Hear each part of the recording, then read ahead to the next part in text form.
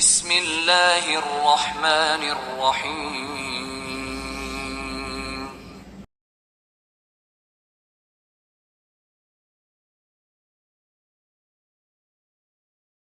Bismillahirrahmanirrahim. Assalamualaikum warahmatullahi wabarakatuh. Waalaikumsalam warahmatullahi wabarakatuh. Insya Allah yang menjawab salamnya dengan semangat, tulus, ikhlas, Allah limpahkan rezekinya, Allah angkat derajatnya, Allah sehatkan semua fisik jasmani rohaninya, Allah panjangkan berkahi usianya, dan Allah bahagiakan keluarganya. Assalamualaikum warahmatullahi wabarakatuh. Waalaikumsalam warahmatullahi wabarakatuh. Alhamdulillah, nahmaduhu wa nasta'inuhu wa nastaghfiruh wa na'udzu billahi min syururi anfusina wa min sayyiati a'malina.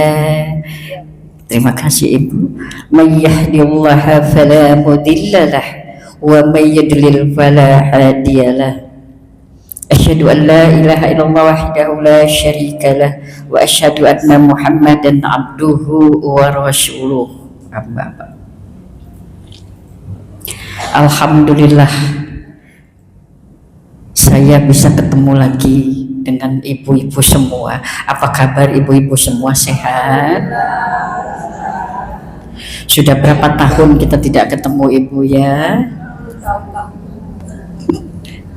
Ya sudah bertahun-tahun, tapi tetap wajahnya tetap seperti ini walaupun sudah berapa tahun yang lalu Ibu ya. Seperti wajah-wajah usia 30 tahun. Ada yang usianya 30 tahun di sini? Coba saya mau tahu yang 30 tahun, Ibu, monggo. Ada yang 30 tahun? Ada? Ada yang 40 tahun? Ada, alhamdulillah. Ada yang 50 tahun? Ini mau tahu ini kena psikolog ustazahnya, jadi kepengen tahu ini ya, mana yang banyak bebannya, ini yang berat beban apa yang enggak, itu kelihatan. Yang 50 tahun Ibu? Ada 50 ya? Ada yang 60? 60, Masya Allah, 60 ini rata-rata hampir semua ya, seusia saya.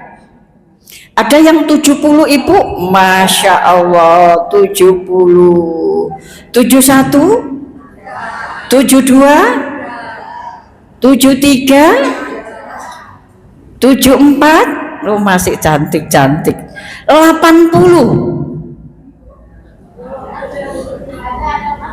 Ada yang 80? Ada, Masya Allah. Jadi berbagai usia, mulai dari gen apa Mbak? Gen alpha, gen Z, gen Y sampai gen baby boomer.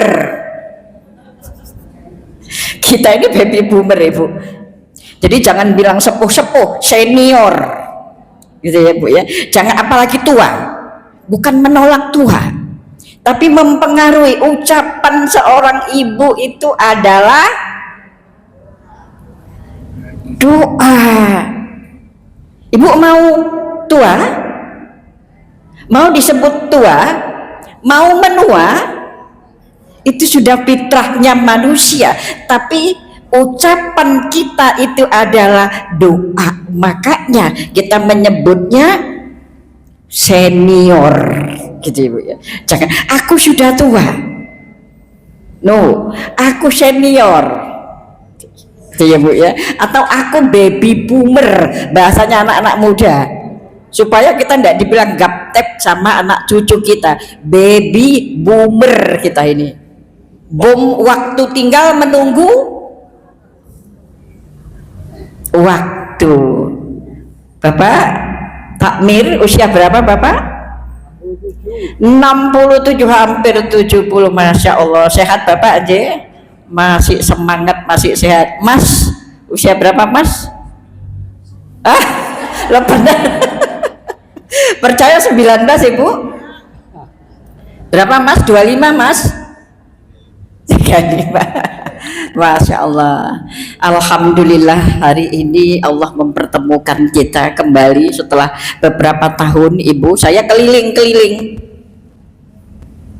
ya Ibu, terakhir beberapa bulan yang lalu sebelum bencana musibah menimpa Sumatera, Aceh daerah saya baru pulang dari Aceh, tapi sebelum musibah itu Ibu, sekarang habis.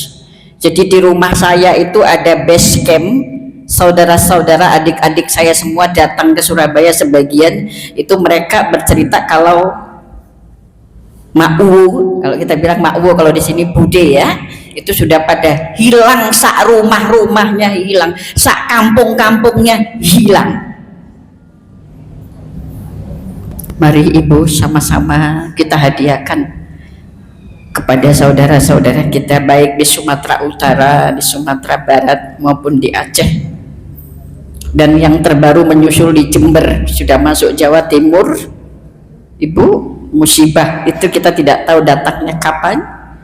Yuk bareng-bareng kita hadiahkan Al-Fatihah, mudah-mudahan Allah memberikan kekuatan, ketabahan, dan kembali seperti semula. Al-Fatihah. A'udzubillahi minasyaitonir.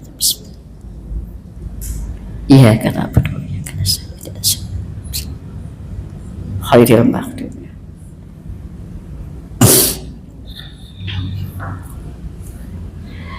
Sekarang tanggal berapa Hijriah Ibu? Tanggal 17 Masehi.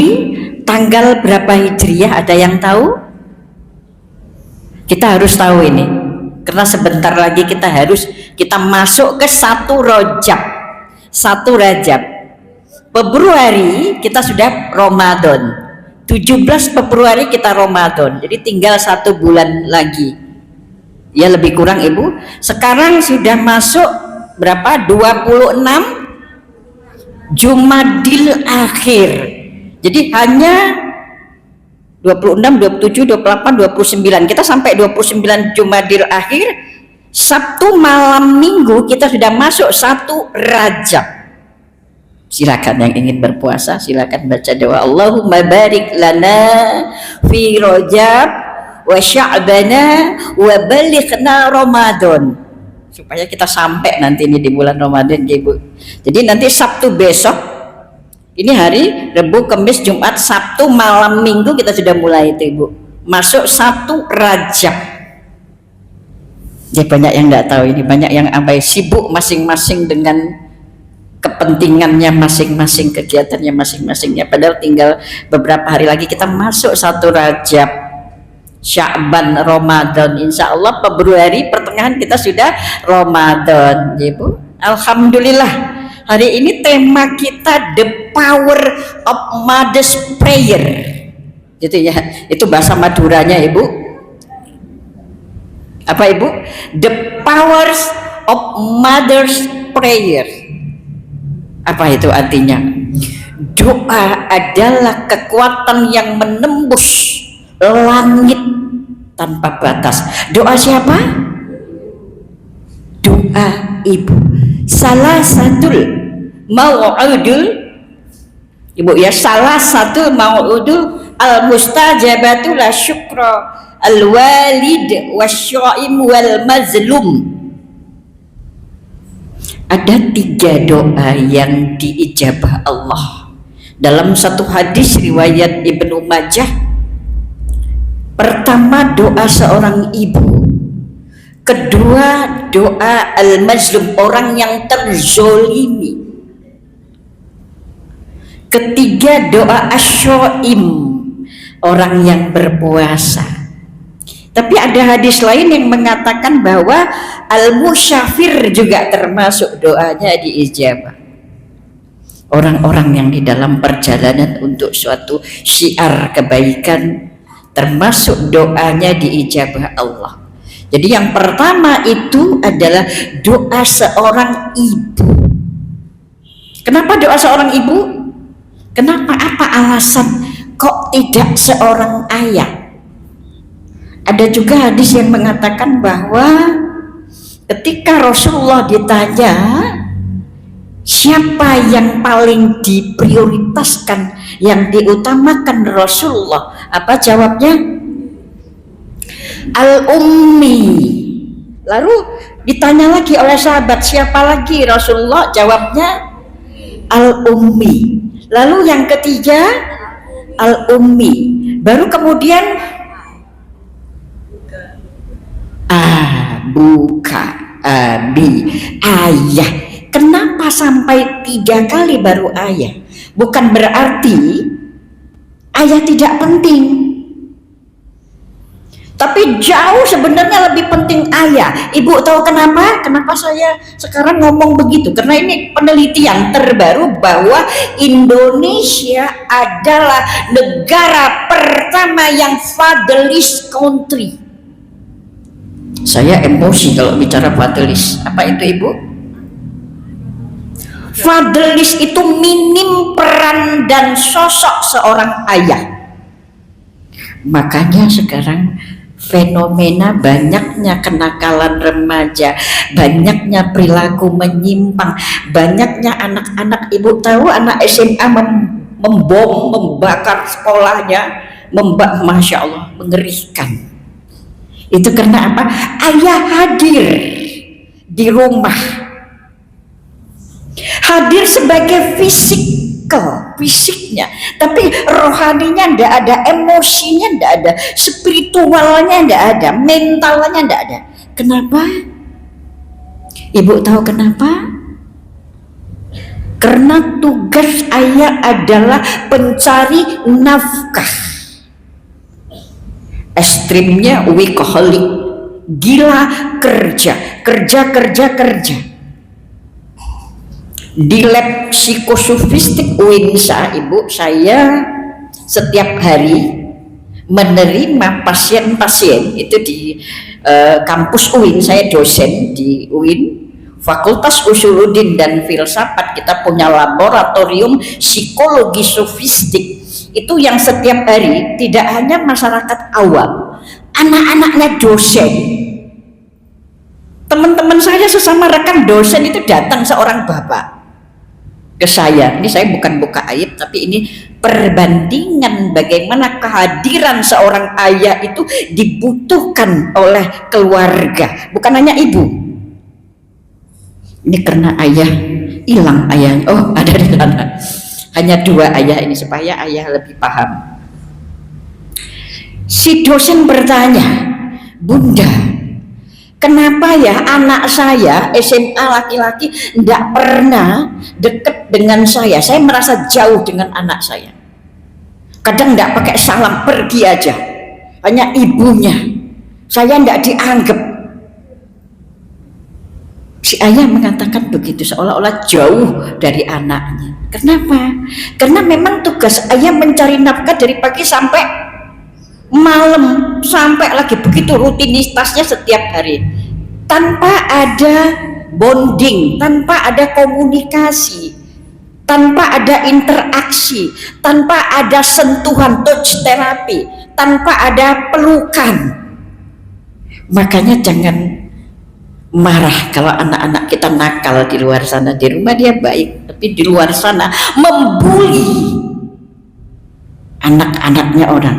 Ibunya kaget, loh, anak saya di rumah baik, kenapa di luar seperti ini? Tidak mungkin anak saya begini, membuli orang.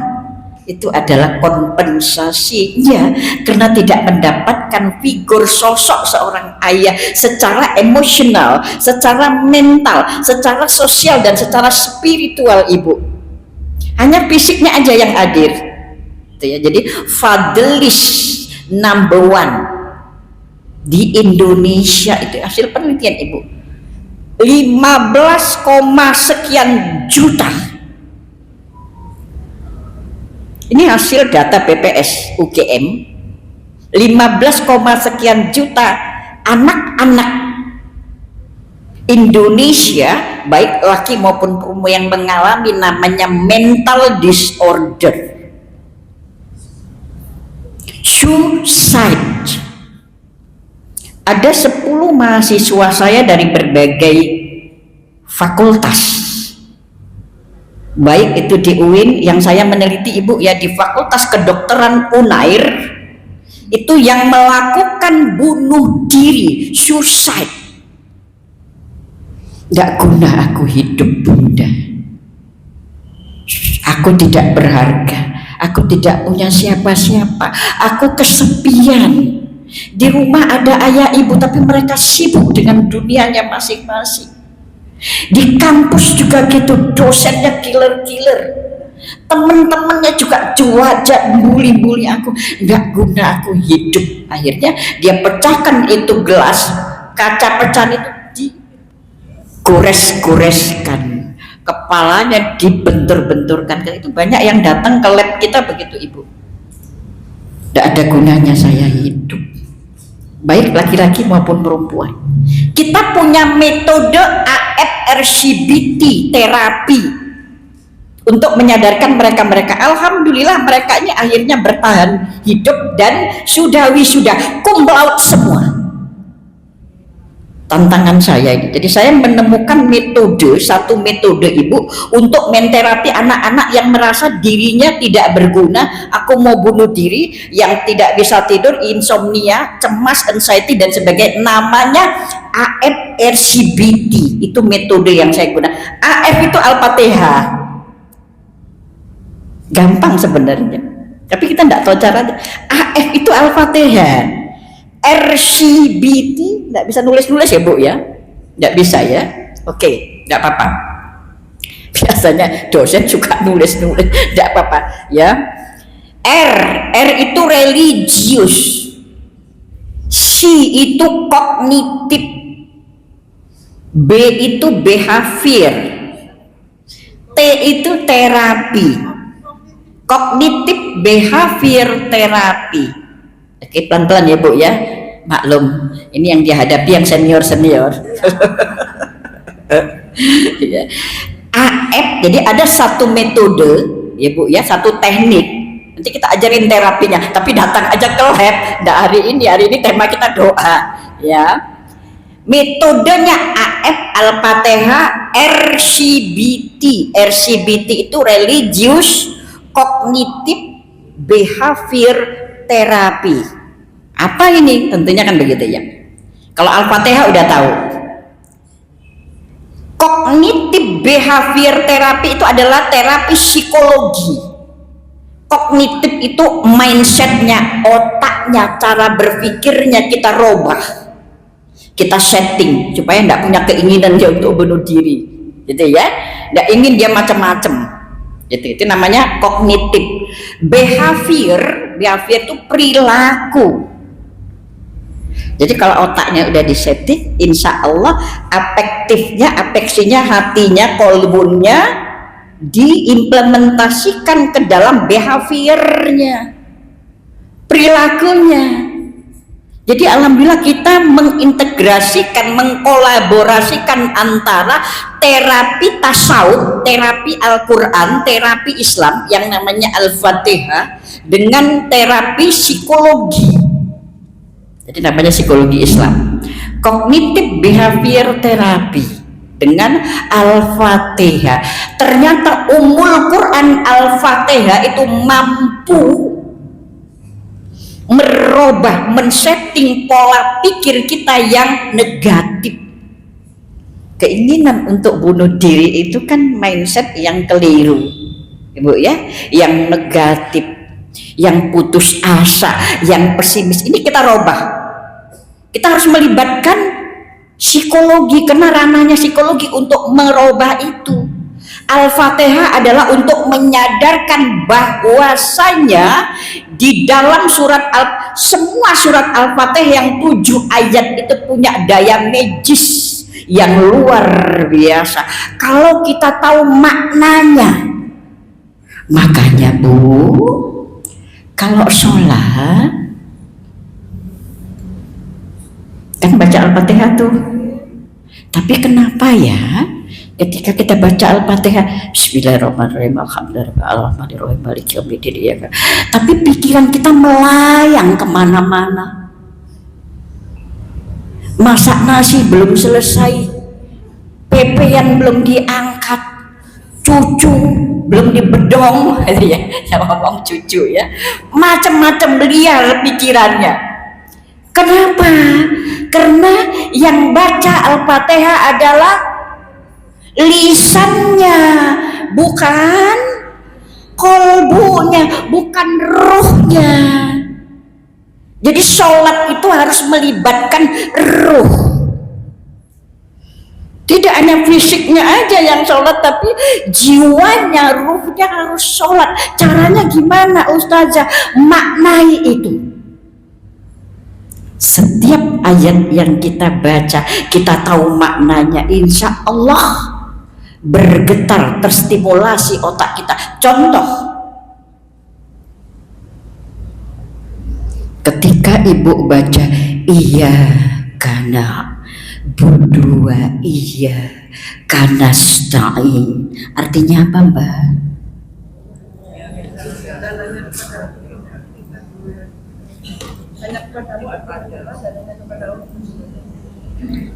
Hanya kepadamu lah Allah aku menyembah, dan hanya kepadamu lah Allah aku minta tolong, bukan ke siapa-siapa,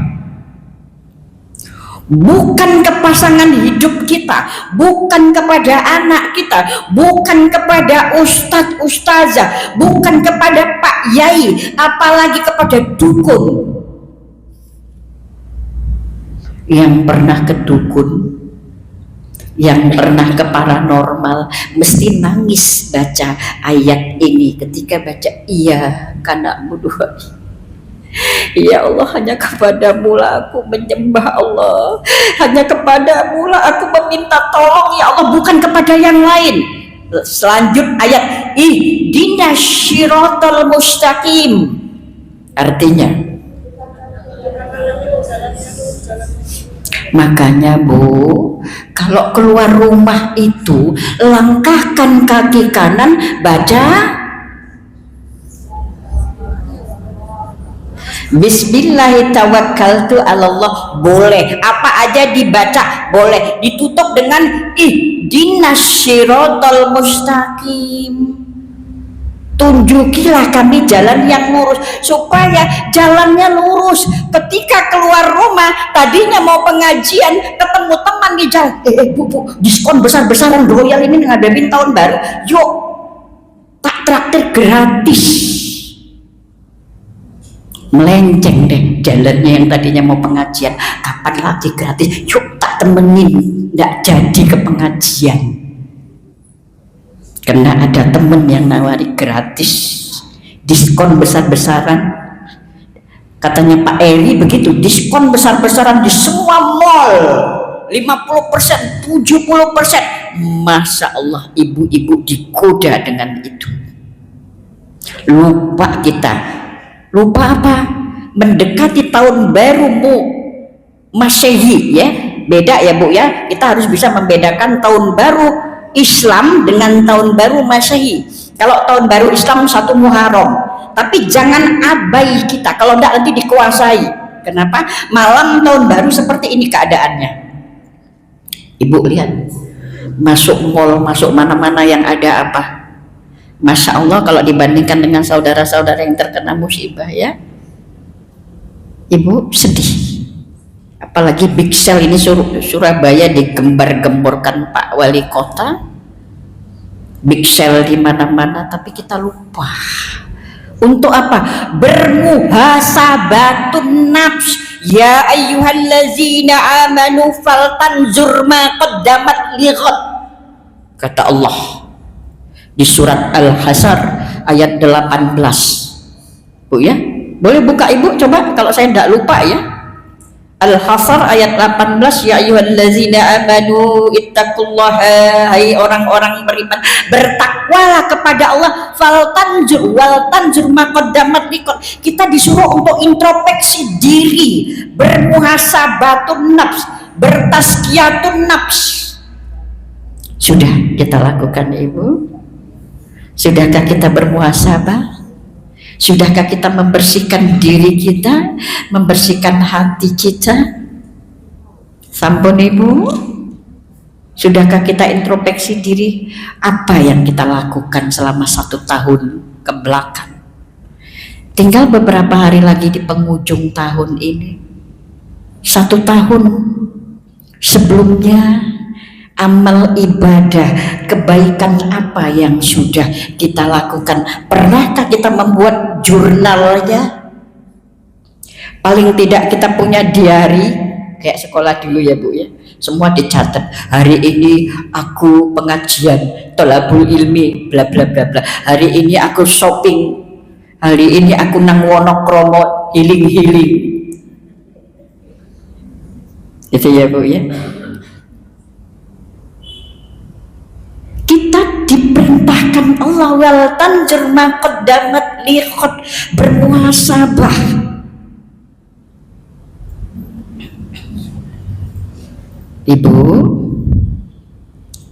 Ibu masih semangat?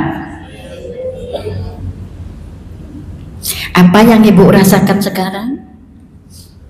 Apa yang Ibu rasakan sekarang? Saya hanya memenuhi ketuntutan ya. Kira-kira apa Ibu rasakan sekarang? Ibu bahagia?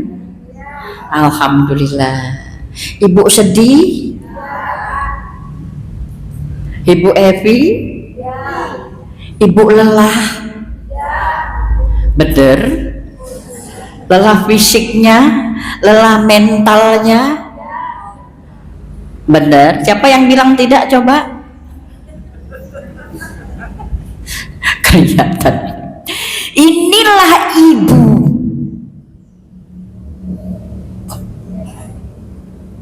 Ada apa dengan ibu? Ibu itu bisa menyimpan apapun yang terjadi dalam hidupnya, dia simpen rapat-rapat, dia tutup rapat-rapat, dia rasakan sendiri walaupun batinnya, mentalnya lelah. Tapi wajahnya tidak bisa dibohongi Bu. Ini tanggal berapa ya? Sudah pertengahan bulan ya Bu ya.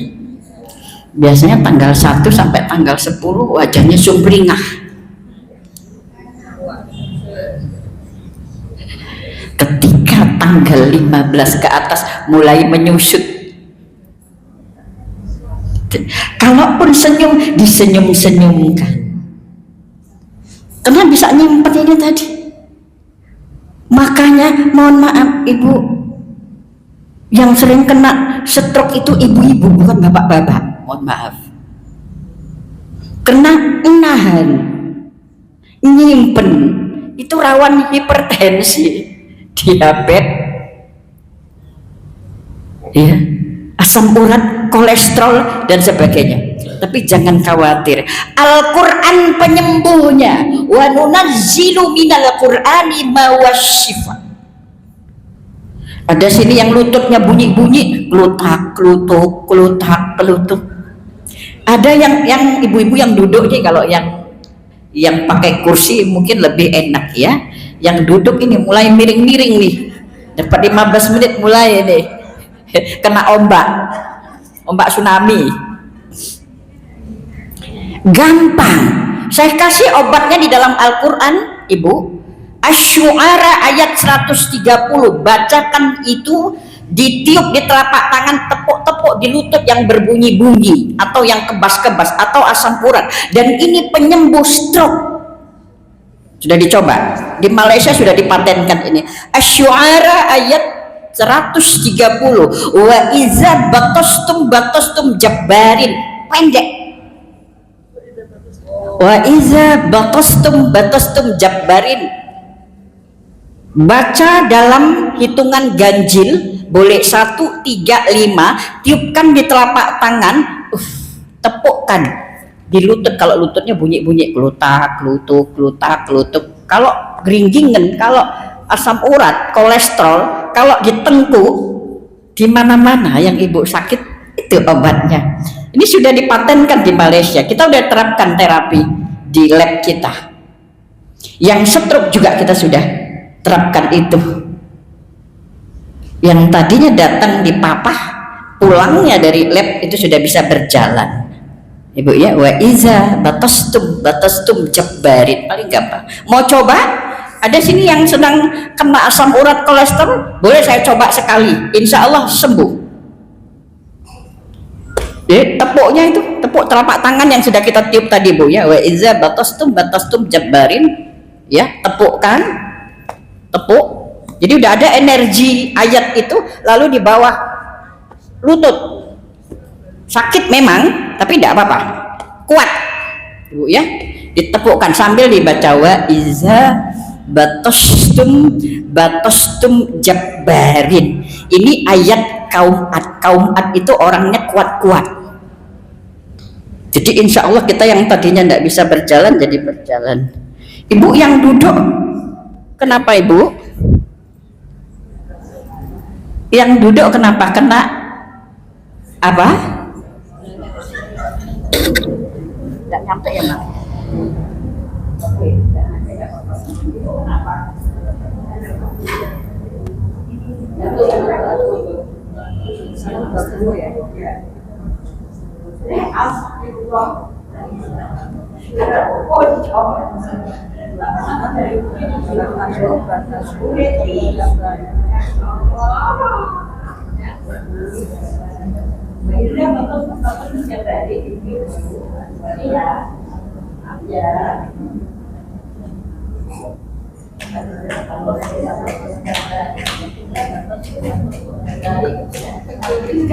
Telapak tangan kita sudah ada energi ayat Asy-Syu'ara ayat 130, ditambah lagi kita baca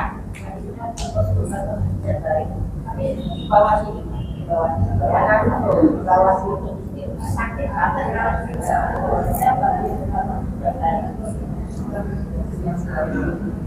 ya, sama hipertensi, asam urat, kolesterol, Ibu itu bikin kita di belakang. Dia suka bangun tidur itu Bu yang setengah memar, stroke kecil. Stroke kecil itu kita merasa wajahnya kok berat ya, wajah kiri atau kanan kita bangun berat. Makanya kalau tidur jangan pernah bawa masalah.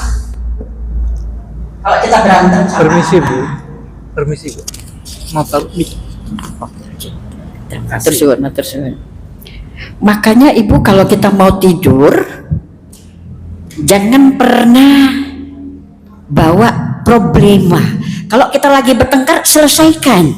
Kalau kita lagi marah sama anak selesaikan. Jangan gondok bawa tidur, jangan kecewa bawa tidur. Itu bangun bisa stroke kecil terjadi. Makanya kita suka, aduh, kok sakit begini, sakit begini, sakit.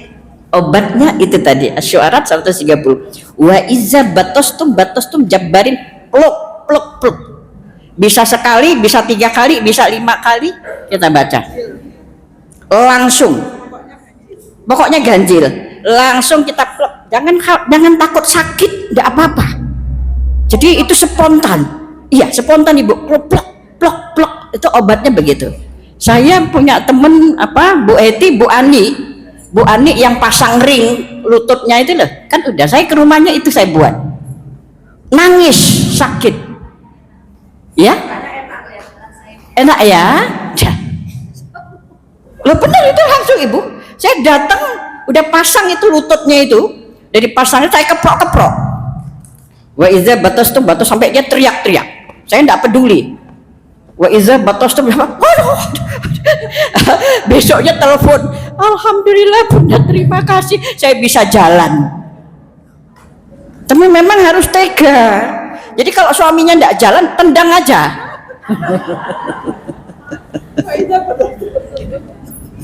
Dalam artinya kita udah punya ilmunya. Jadi sudah ada energinya, sudah ada Ibu. Ya Ibu ya, diisi dulu. Energi di telapak tangan kita Asy-Syu'ara 130 itu kita gunakan. Ini sudah dipatenkan ini terapi ini. Wa iza batastum. Ini obat.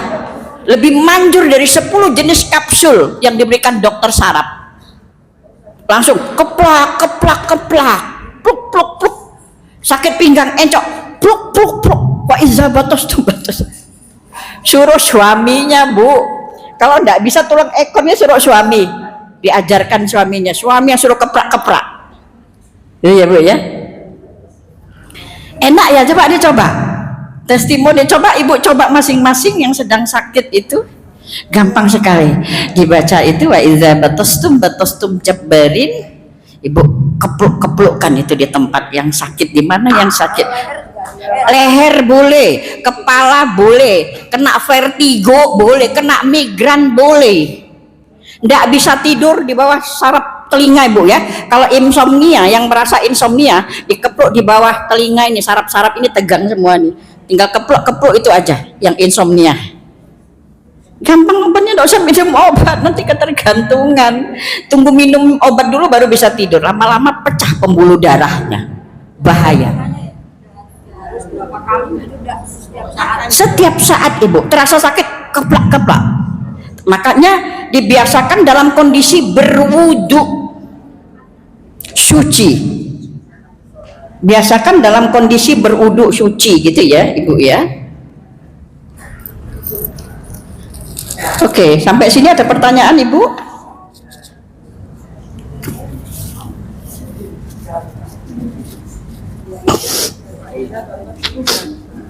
Udah hafal Ibu ya? Nanti Ibu bisa buka praktek di rumah. Iya, di ruang tamunya disulap jadi praktek konsultasi, praktek terapi. Wa iza batostum jabbarin. Jadi tetangga-tetangga saudara suruh duduk. Ibu berwudu, bacakan itu Asy-Syu'ara ayat 130. Kita baca, dia juga disuruh baca. Kita keplak-keplak sekuat tenaga kita, keplak, keplak, keplak, keplak. Suruh dia jalan. Insya Allah jalannya dengan baik itu. Sudah tidak bunyi-bunyi lagi itu. Ini kita cobakan ke teman-teman yang sudah senior-senior, sudah tidak ada lagi. Kemana ya bunyi-bunyinya? Biasanya keludak, keluduk, keludak. Ini sudah tidak lagi katanya. Sudah bisa. Malah ada dosen itu yang pakai, kena ikut komprehensi internasional, pakai high heel. Dia berani pakai high heel, yang tadinya dia jalannya gini-gini, Ibu. Sekarang dia udah pakai high heel. Pede dia. Gitu ya. Baik, Ibu bisa buka Luqman ayat 14 yang bawa Quran ya. Luqman ayat 14. Boleh dibaca? Monggo. Wa wassaynal insana. Siapa yang sudah buka? Luqman ayat 14.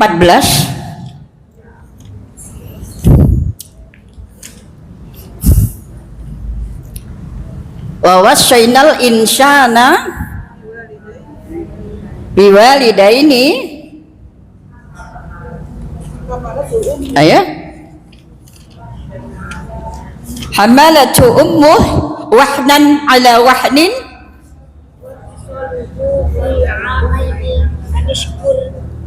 Anishkurli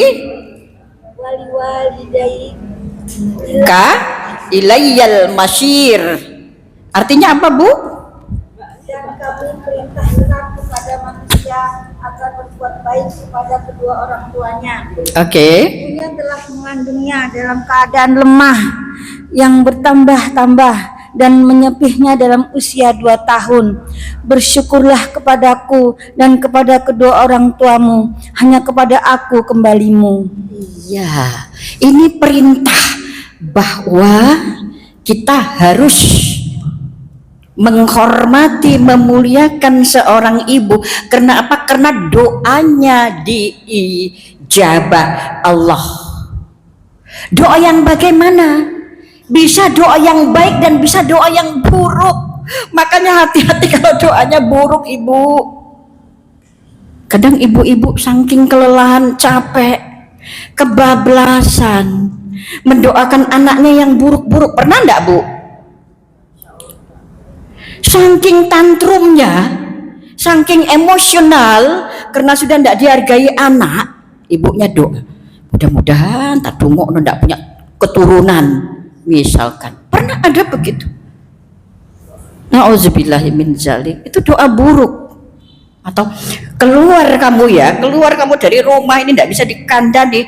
Awas kamu ya. Kita ngomong awas aja tapi di otak kita sudah ada sesuatu kecelakaan atau apa. Benar terjadi. Makanya hati-hati, doa baik dan buruk akan diijabah Allah. Luqman ayat 14, wahnan ala wahnin. Makanya ibu hati-hati karena mulut kita ini doa, Bu. Makanya selalulah kita istighfar supaya apa? Yang keluar itu yang baik-baik. Kenapa begitu doa kita tuh sampai menembus langit ketujuh? Kenapa?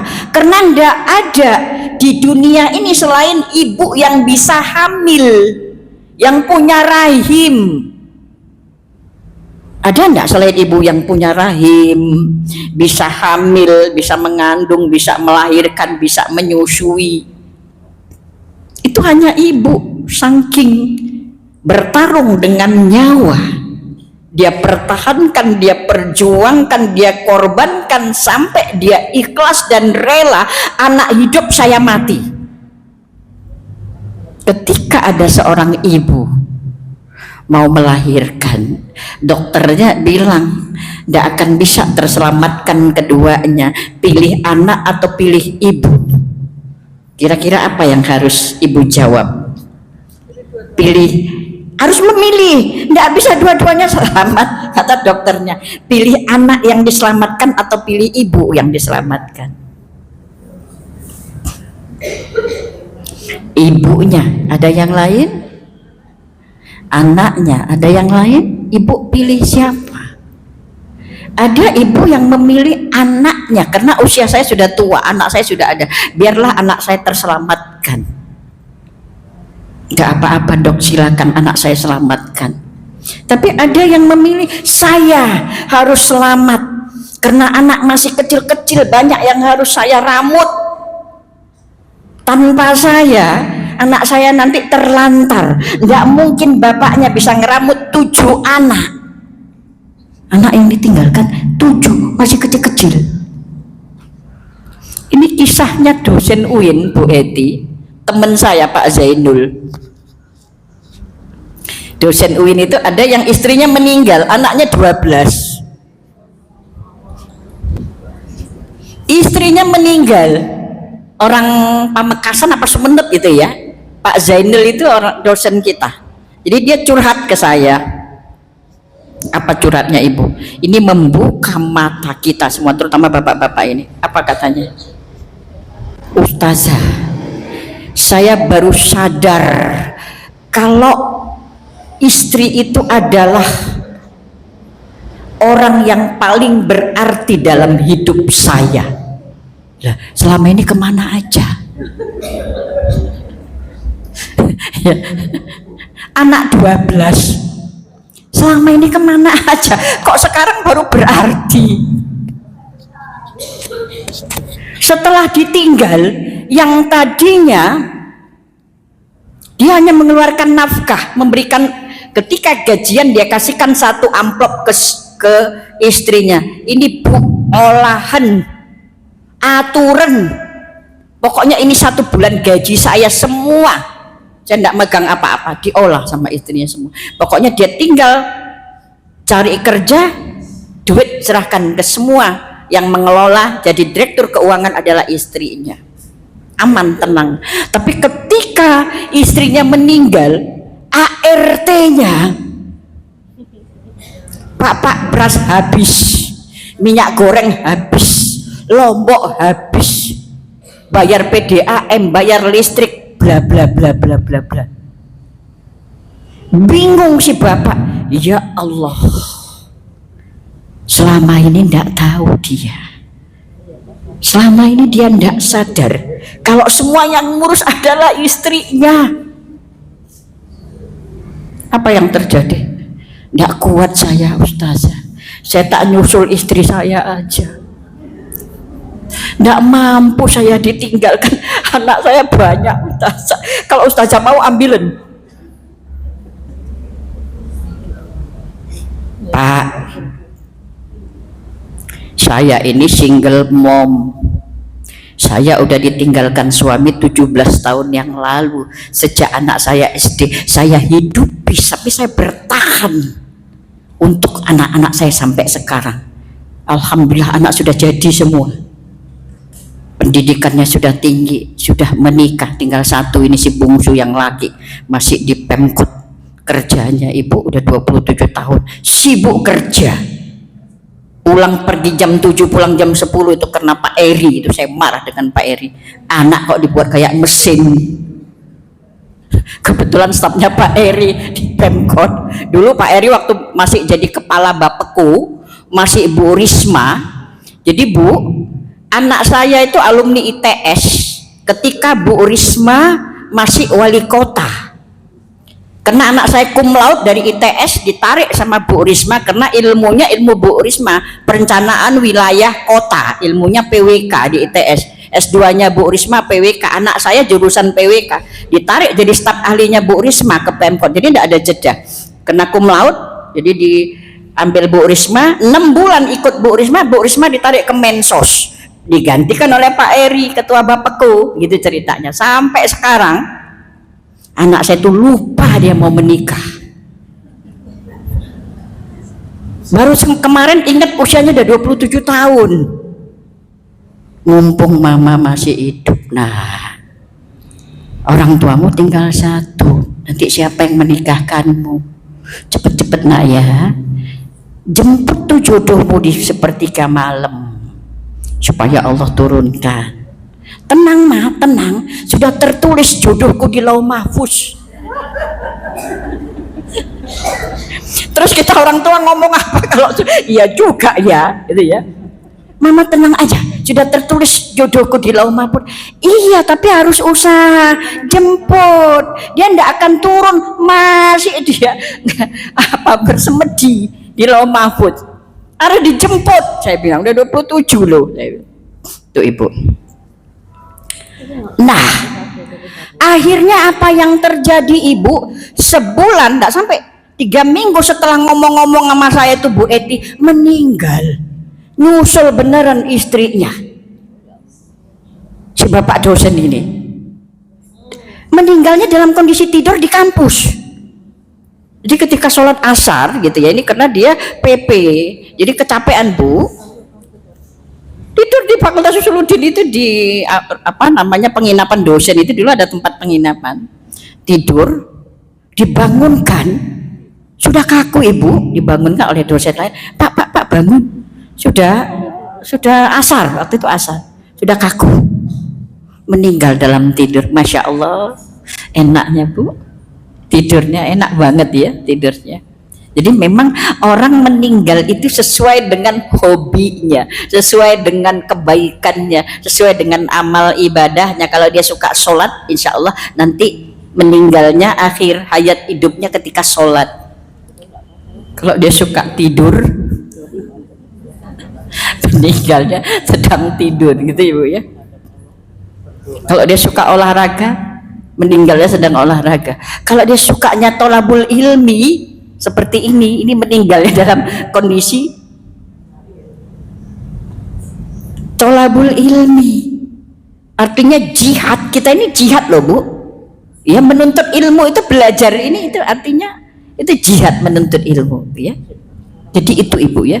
Jadi hati-hati dengan kemuliaan yang Allah berikan kepada kita. Banyak ayat-ayat Al-Quran yang sangat memuliakan seorang perempuan, seorang ibu, seorang istri, tapi banyak yang tidak paham.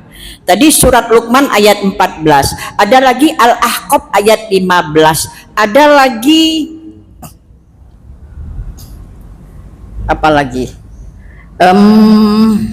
An-Nisa itu bicara tentang perempuan. Al-Ahqaf ayat 15 nanti Ibu bisa buka, itu bisa dijadikan doa Ibu. Kemudian Luqman ayat 14-15 itu juga bisa. Lalu kemudian At-Tahrim ayat 6, At-Tahrim ayat berapa? Ku ampusakum wa ahlikum naro itu ya.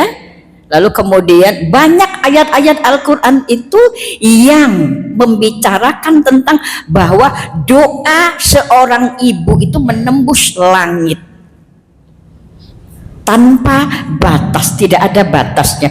Makanya hati-hatilah dengan ucapan yang kita ucapkan keluar dari mulut kita. Lebih baik kita diam daripada marah-marah, daripada ngomel-ngomel, daripada kita ngomong yang menyakitkan hati, terutama untuk keluarga kita. Ya Bu ya, makanya kalau marah cepat-cepat kita istighfar, astagfirullahalazim, jangan sampai keluar kata-kata yang di kebun binatang keluar semua. Ada yang begitu? Biasanya kalau udah tantrum, ibu-ibu marah, saking capeknya, lelahnya mental kita, capek. Yang jadi sasaran biasanya adalah siapa Bu? Anak-anak atau cucu kita, nenek-nenek juga banyak, oma-oma tetangga saya itu oma-oma kerjanya marah melulu. Kenapa? Dititipin cucu 10 karena anak mantunya karir, pergi pagi pulang malam, mau dikasih ke baby sisternya ngasih obat tidur,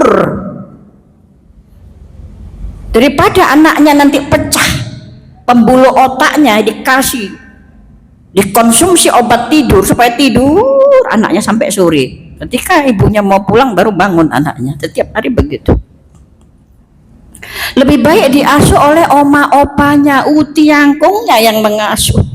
Si oma opa ini sudah senior, udah kena asam urat, kolesterol, sudah tidak sekuat dulu lagi. Kan begitu Bu? Mana lebih sulit, lebih lelah, momong cucu atau momong anak Bu? Kenapa Bu?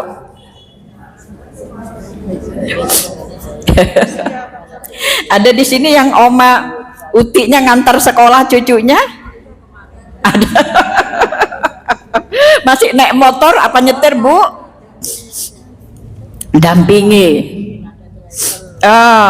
Ini kejadian, ini tetangga saya banyak yang begitu. Akhirnya marah-marah tidak jelas.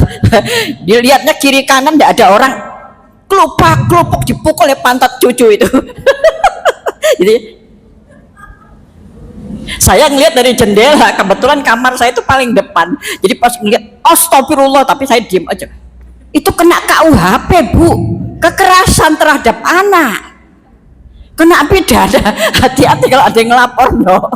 Nggak boleh nyubit, cus, lupa. Cucunya wakalnya ampun, nggak ada orang yang ngelihat kan. Ya tak Bu? Gitu ya. Kalau ada yang ngelihat ngelapor no Ibu, kena penjara. Loh ya, undang-undang kekerasan terhadap anak tidak boleh. Kekerasan itu tidak hanya fisik, verbal, non verbal, psikis, mentalnya tidak boleh. Makanya Ibu kalau dititipin cucu tanya dulu. Nakal enggak ya? Enggak ada anak yang enggak nakal itu. Semua anak nakal, justru itu yang bagus secara psikologis. Tapi nakalnya terarah. Makanya Ibu nanti kursus psikologi Bu ya. Ini uti-uti, ini oma ini datang aja ke lab saya itu biar kursus psikologi ngadepin cucu seperti apa, ngeramut cucu, harus belajar lagi. Belajar sabar ya, belajar ikhlas supaya enggak tantrum. Ada labnya ya. Di fakultas saya ada labnya, itu enak banget ya, jadi privacy. Monggo Ibu, ada yang mau bertanya sampai di sini? Monggo silakan kalau ada yang mau bertanya. Monggo. Monggo kalau ada yang mau bertanya enggak apa-apa. Monggo Ibu. Oh itu ada. Ya silakan. Assalamualaikum warahmatullahi wabarakatuh. Waalaikumsalam warahmatullahi wabarakatuh. Yang ingin saya tanyakan, saya Bu Muslihah. Bu Muslihah nama Bu saya. Muslihah. Yang ingin saya tanyakan tadi yang mengenai untuk terapi dengan kita menggunakan dengan ayat Al-Quran. ayat surat Asy-Syura ayat 130. Pertanyaan saya Ustaz aja. Kalau misalnya yang kita terapi itu Lun Sewu ya kan harus baca bersama tadi ya. Kalau misalnya mungkin dia nggak bisa baca atau kalaupun mungkin nggak yakin karena Lun Sewu karena mungkin juga kurang Asik. artinya kurang begitu memahami Al-Quran meskipun kami juga belum tapi artinya misalnya nggak yakin dan dia apa sih ini gitu, kira-kira apakah itu bisa artinya bisa manjur dalam kata bahasa kita artinya bisa, itu yang ingin saya tanyakan Iya. Assalamualaikum warahmatullahi wabarakatuh. Terima kasih. Waalaikumsalam warahmatullahi wabarakatuh. Banyak yang datang ke tempat kita itu tidak hanya Muslim aja, Bu. Non-Muslim juga. Ada yang Kristen, ada yang Cina, ada yang Hindu Buddha. Karena kita punya meditasi. Kalau di Islam namanya uzlah, kalau di tasawuf ya. Karena metode kita itu menggabungkan psikologi. Psikologi ini untuk semua agama. Tapi kalau yang tasawuf kan hanya Islam aja. Ini kita gabungkan. Makanya kalau pasien kita yang datang kita lihat agamanya apa. Kalau agamanya non Muslim jangan kita kasih Al-Fatihah.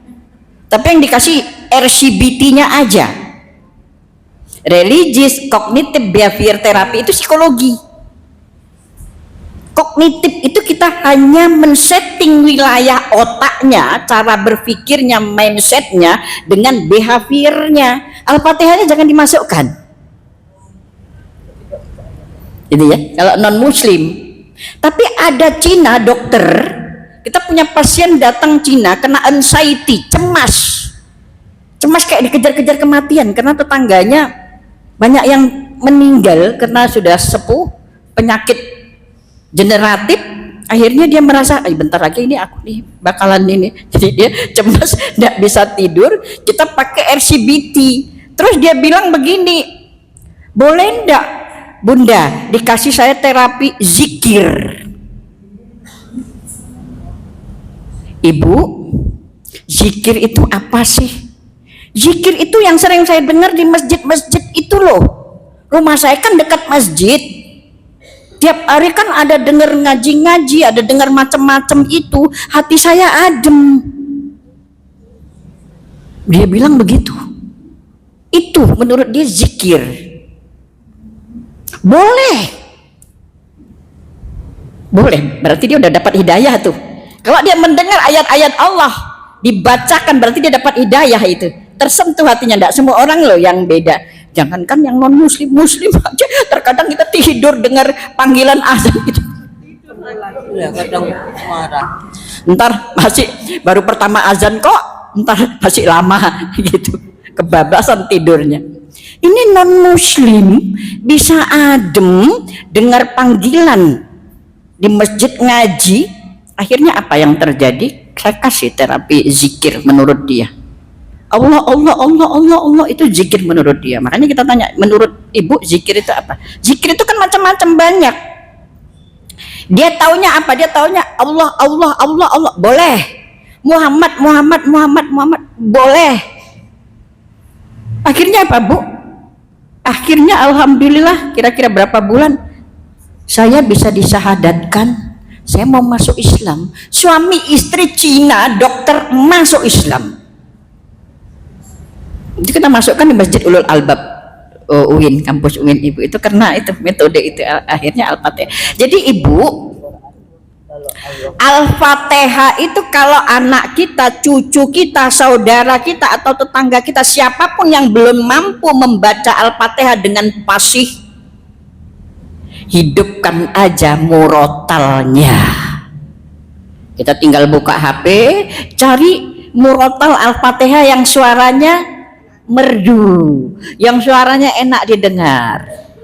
Kita hidupkan Al-Fatihah, kita suruh dia mendengarkan, lalu kemudian ini ada kata-kata dari kita, ada afirmasi. Biasanya itu nanti boleh Ibu di penutup ini saya berikan, nanti ada muhasabahnya. Jadi ada proses relaksasi, ada proses kita menepuk-nepuk jantung kita, hati kita begini supaya kita lebih pasrah, lebih ikhlas, begitu Ibu ya. Lalu kemudian kita bisa recalling memori, menyeting otak kita supaya otak kita tetap husnuzon, tidak ada energi-energi negatif yang ada di tubuh kita, selalu positif aja, selalu berbaik sangka aja, berprasangka baik aja terhadap siapapun. Yakin, hakul yakin, itu nanti akan muncul. Walaupun kita misalkan tidak begitu pasti membaca ayat itu ataupun maknanya ndak hafal, ndak apa-apa. Banyak begitu yang datang ke kita itu ndak tahu baca. Padahal muslim Ibu, Al-Fatihahnya masih gurdal gradul, masih ndak tahu apa yang dibaca. Tapi kita tuntun dengan baik. Ini artinya ini. Jadi bisa, boleh. Jadi AF RCBT itu boleh untuk semua agama, semua orang, dan caranya sangat simple, mudah. Itu semua penyakit Ibu, mau dia anxiety, mau dia insomnia, mau dia fobia, mau dia trauma, itu semacam healing. Kan ada self healing, ada sufi healing, ada trauma healing, dan macam-macam. Itu kita rangkum jadi satu. Jadi makanya dikatakan Al-Fatihah itu adalah Ummul Quran. Ibu induknya Al-Quran. Mungkin kalau kita baca ayat-ayat lain, 2 ayat Al-Baqarah, 2 terakhir ayat Baqarah itu kan panjang Ibu. Lillahi ma fis samawati wa ma fis, sampai terakhir apa? Warhamna rabbana la tu'ammilna ma la taqata lana bi wa'fu anna waghfir lana warhamna, itu doa. Kalau Ibu mau tidur baca 2 ayat itu terakhir, insya Allah tidak akan pernah Ibu namanya kena stroke, bangun tidur kena stroke. Tidak pernah kita stres, tidak pernah kita sakit semua badan kita, dilindungi sama Allah, dilindungi malaikat kalau kita baca 2 ayat itu terakhir. Di sana ada ayat la yukallifullahu nafsan illa wus'aha. Kalau kita sedang mengalami ujian, cobaan, musibah, di sana ada la yukallifullahu nafsan illa wus'aha. Kita baca. Di sana ada doa, ada semuanya. Tapi kalau kita mau yang pendek, Al-Fatihah sudah gampang. Makanya lebih rajin lagi belajar Al-Quran Ibu. Tidak hanya belajar translate-nya, terjemahnya, tafsirnya, tapi juga hafal makna, lalu kemudian diterapkan, diamalkan, diimplementasikan, begitu. Terutama di dalam sholatnya, supaya ketika kita sholat itu, nah ini Bu, sangat mudah sekali ngetes sholat kita itu khusyuk atau tidak. Ibu sholatnya sudah khusyuk? Siapa yang sholatnya khusyuk di sini? Masih belajar. Ada salah satu bupati Tuban dulu waktu masih jadi bupati itu menjadi salah satu jamaah saya itu bertanya. Iya Bu Heni. Waktu itu saya diundang di Golkar, ulang tahun Golkar, ceramah. Itu pertanyaannya, Ustazah, selama 40 tahun saya hidup, saya tahu sholat, tidak pernah pun sekali saya merasakan nikmat khusyuknya sholat itu. Kenapa? Itu pertanyaan hampir semua orang ya, kita merasakan gitu Bu ya. Jujur, kenapa kita malu? Dia bagus itu, dia jujur tuh. Apa, gimana caranya sholat khusyuk? Saya udah ikut pelatihan sholat khusyuk, bayar mahal loh, jutaan loh di Masjid Akbar.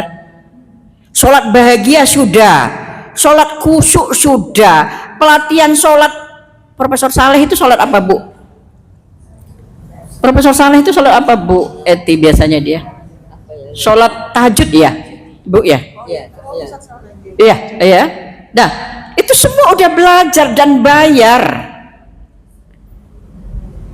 Geria Al-Quran mengundang saya untuk pelatihan sholat khusyuk. Saya gratiskan Ibu, cuma 2 jam selesai, tidak perlu 1 hari. Ibu-ibu boleh nanti bisa dijadwalkan di sini, kita belajar pelatihan sholat khusyuk gratis. Kalau saya Ibu ikut jutaan sehari di Masjid Akbar. 1 jam, tidak sampai 2 jam. Khusyuk. Cara ngetesnya gampang, nih rahasianya sedikit saya buka. Nanti kalau mau banyak-banyak undang aja 1 jam. Saya buka sedikit. Kita ngetesnya namanya before and after.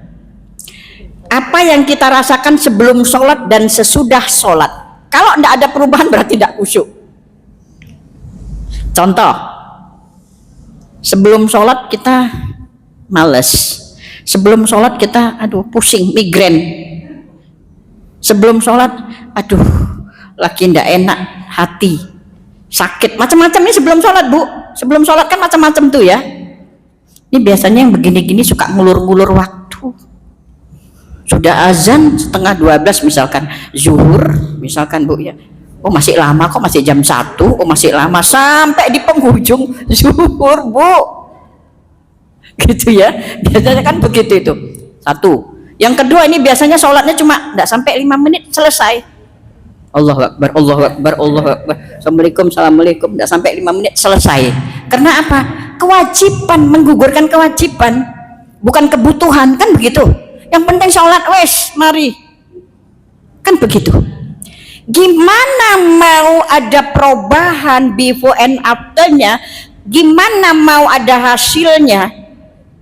Tapi kalau kita sebelumnya kena migrain, sakit gigi, cemas dan sebagainya, tapi ketika kita melakukan sholat dengan khusyuk, alhamdulillah ya Allah, plong, alhamdulillah sudah enteng, tidak kena migrain lagi, alhamdulillah ya Allah sudah bisa berdamai dengan diri sendiri, alhamdulillah sudah tidak emosi lagi, ada perubahan sebelum sholat dan sesudah sholat, berarti itu sholatnya khusyuk.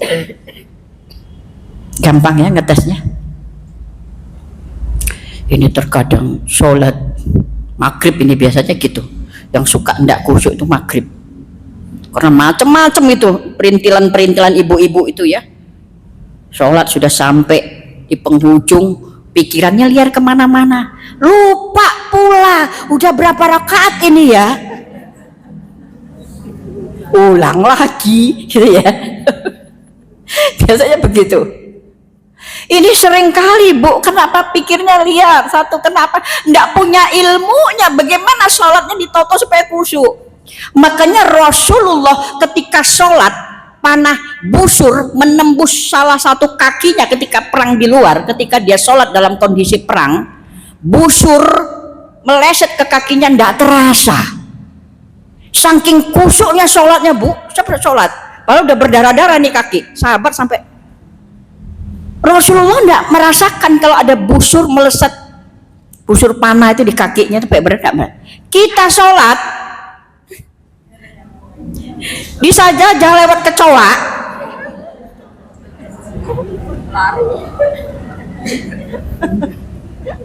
belum lagi ini mendekat Ramadan, Bu ya. Makanya kalau pakai ruku tuh jangan macem-macem, Bu, jangan motifnya macem-macem. Nggak khusyuk, Bu, orang sholat, apalagi sopnya di belakang, yang di depan rukonya baru keluar, baru dipakai. Biasanya Ramadan baru keluar tuh ruko-ruko yang bagus-bagus, selama setahun baru keluar tuh ruko yang dibeli di Bangil sana. Gitu ya, bagus-bagus rukonya keluar, sop yang di belakang ketika sholat, ya Allah, bagusnya ini apa? Mulutnya tetap baca ayat, kupingnya dengarkan imam tetap, tapi matanya ini lihat,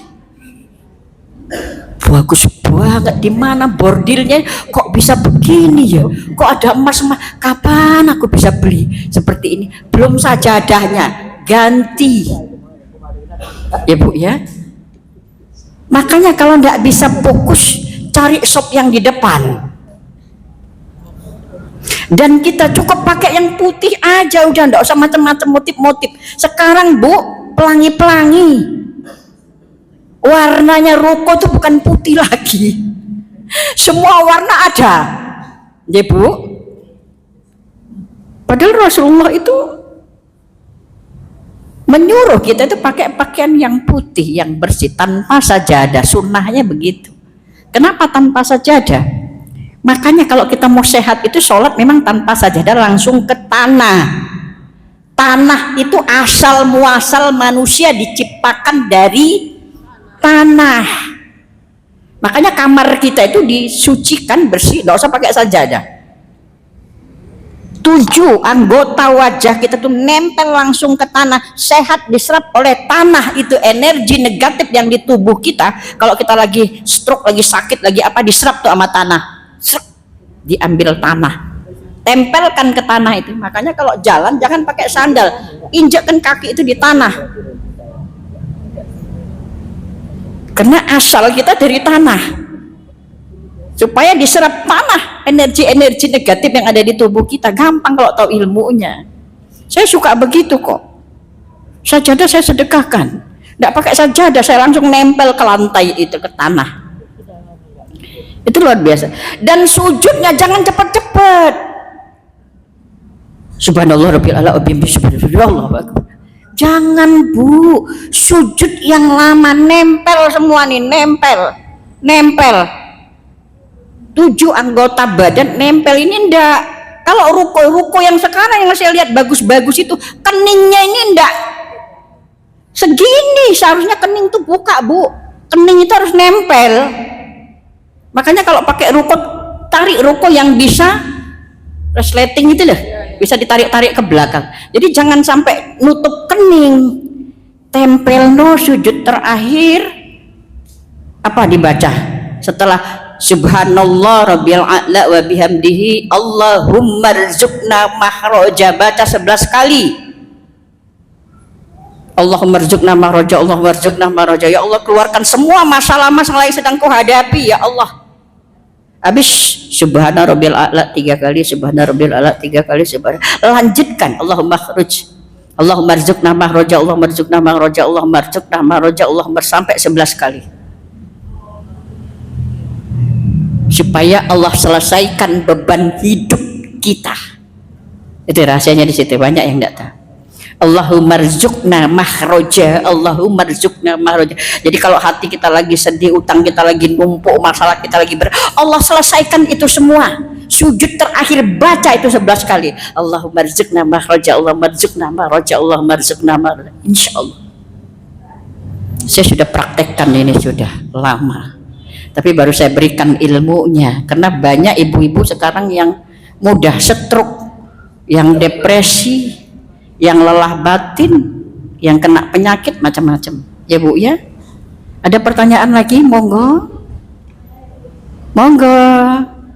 Ya, boleh ya. Ya, silakan Ibu.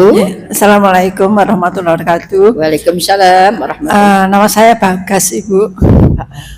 Saya menanyakan tentang kekuatan doa seorang ibu tadi. Kekuatan doa seorang ibu tadi, Ya.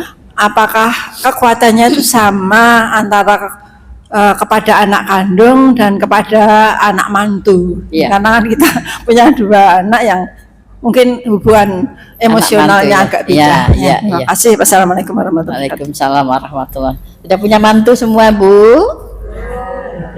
Ada yang sudah, ada yang belum. Tapi insya Allah yang hadir ini semua sudah punya mantu. Ibu pernah mendoakan mantunya?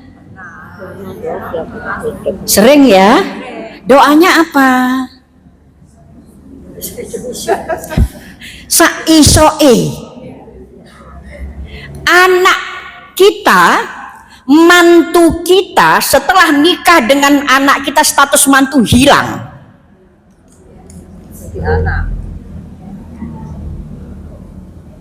Fitrahnya begitu.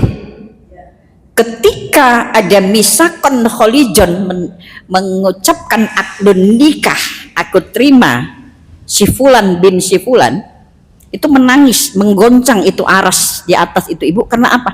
Berpindah sudah tanggung jawab orang tua terhadap anak diambil alih oleh suaminya kalau anak kita perempuan. Statusnya dia bukan mantu kita tapi anak kita.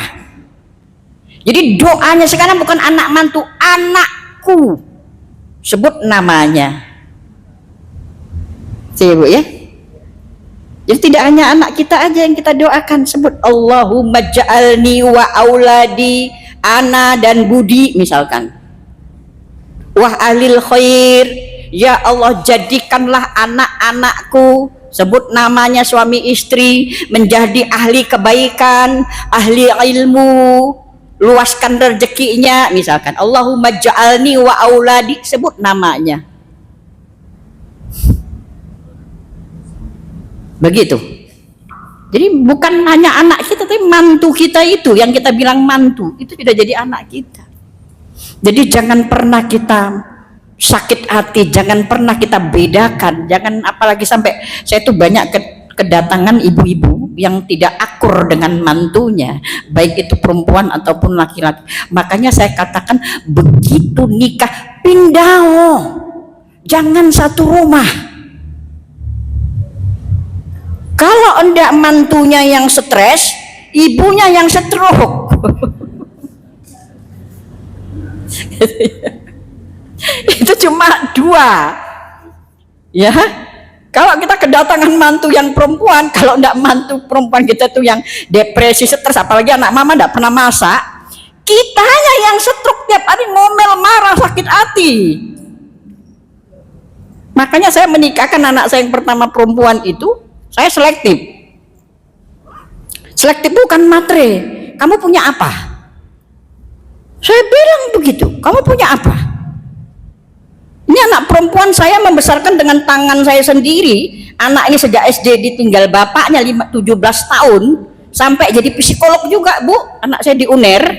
Jadi psikolog. Udah selesai S2 profesinya. Tiba-tiba datang orang ngelamar. Kira-kira ikhlas? Dia enak aja bawanya udah jadi. Kita air mata darah keluar, kepala ke bawah, kaki ke atas, berjuang membesarkan anak ini. Tiba-tiba udah jadi, udah keluar izin prakteknya, datang orang ngelamar membawa dipek, datang sak keluarga, saya mau ngelamar anak ibu jadi mantu kami begini-begini, kira-kira ibu ikhlas?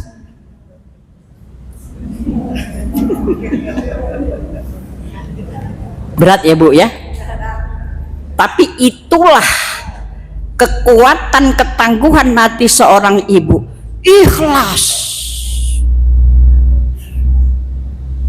Tapi hati-hati, tanya dulu, anakku ini tidak bisa hidup dari nol itu ada di pom bensin. Gitu ya. Makanya tadi kamu punya apa? Kerjamu berapa? Kerjamu apa? Gajimu berapa? Utangmu berapa? Kamu membiayai orang tuamu tidak? Bukan kita melarang, boleh tidak apa-apa, tapi itu harus kalkulasinya begitu. Tahun 2023 tidak ada lamaran-lamaran. 2024 kamu datang lagi, kalau jodohmu ketemu. Saya bilang begitu, saat keluarganya datang. Bener, 2024 datang Bu, bawa banyak-banyak keluarganya datang, bener-bener. Rupanya dia udah menyiapkan rumah, sudah menyiapkan semuanya fasilitas untuk melamar. Ini ngeri sedap ini ibunya, gitu ya. Tapi memang itulah fakta yang harus saya hadapi, karena saya orang tua tunggal. Saya pastikan anak saya bahagia. Saya pastikan mantu saya sholatnya, ngajinya bagus, saya tes jadi imam, saya tes ngaji, saya tes akhirnya belajar, akhirnya alhamdulillah. Tidak harus dari pondok pesantren, tidak, tapi kemauan dia itu yang saya butuhkan, tanggung jawab dia. Yang pertama yang paling penting adalah dia memuliakan perempuan atau tidak. Anak saya pertama kebetulan dapat anak bungsu, laki-laki bungsu, kakak-kakaknya udah menikah semua. Anak bungsu, ternyata anak bungsu ini luar biasa tanggung jawabnya. Makanya ibu, kalau kita ingin mendapatkan mantu yang berkualitas, kualitaskan dulu anak kita. Begitu, jangan nuntutnya ya Allah dapatkanlah mantu yang soleh, sementara putri kita tidak kita solehahkan. Karena janjinya Allah begitu, perempuan yang baik Allah akan kasih, turunkan laki-laki yang baik pula. Makanya upgrade diri anak kita, solehakan dia kalau perempuan, pendidikannya semua baik, kan dia dulu kuliah kualitas, kan nanti yang datang juga seperti itu. Sebaliknya kalau laki-laki anak kita juga harus bertanggung jawab. Siapkan, jangan tidak punya modal apa-apa, suruh anak kita nabung. Kamu punya rumah dulu walaupun KPR misalkan begitu. Yang penting kamu begitu nikah, kamu bawa istrimu. Walau makan sepiring berdua, enggak apa-apa. Saya katakan begitu untuk anak laki-laki saya, nabung kamu, beli KPR kalau enggak bisa beli rumah cash. Beli. Nanti kalau kamu sudah baru lamar anak orang. Kalau sekarang mau lamar enggak punya apa-apa, jangan dulu. Begitu yang saya lakukan anak perempuan saya. Ternyata siap, begitu menikah langsung pindah diboyong, Bu.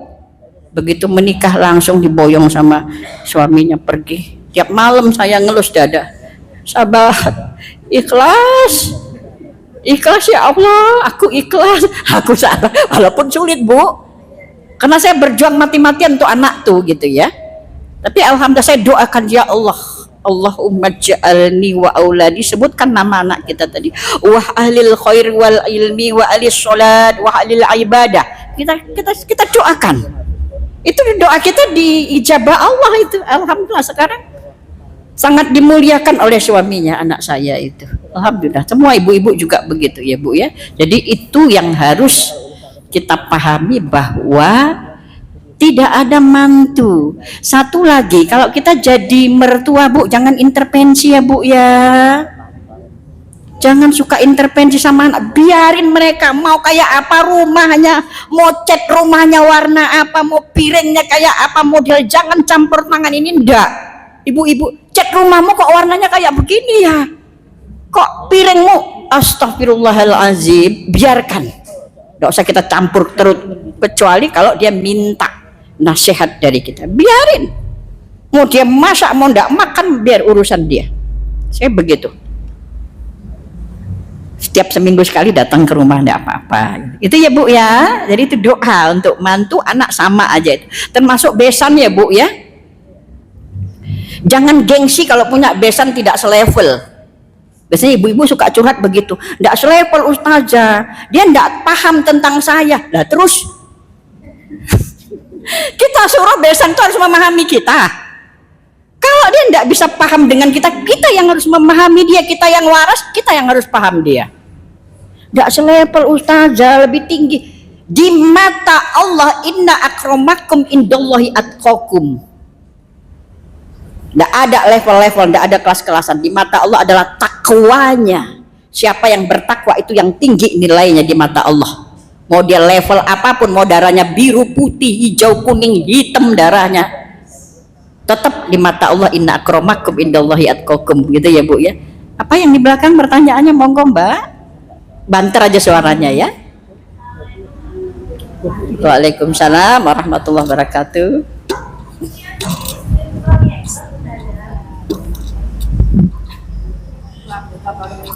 Assalamualaikum warahmatullahi wabarakatuh. Waalaikumsalam warahmatullahi wabarakatuh. Saya baca di screen proyektor ada terjemahan dari ayat suci Al-Quran ya. Ya. Di situ tertuliskan sehingga apabila telah dewasa dan umurnya mencapai 40 tahun. Dari kalimat seperti itu apa ada makna khusus dari anak yang mencapai usianya 40 tahun, Ustazah? Ya, sekian pertanyaan saya. Iya, terima kasih. Sama-sama. Kami wasiatkan kepada manusia agar berbuat baik kepada kedua orang tuanya. Ibunya telah mengandungnya dengan susah payah dan melahirkannya dengan susah payah pula.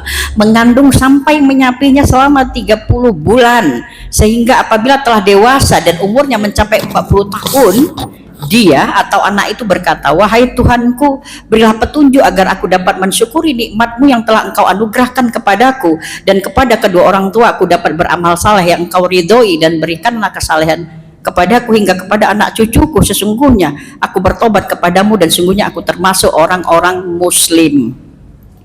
Sebenarnya analoginya dari ayat ini, Ibu, tidak ada batasan usia mau berapa tahun pun. Ketika kita sudah punya pasangan hidup atau lepas tanggung jawab orang tua, kita tetap mendoakan orang tua. Kita sebagai anak mendoakan orang tua kita.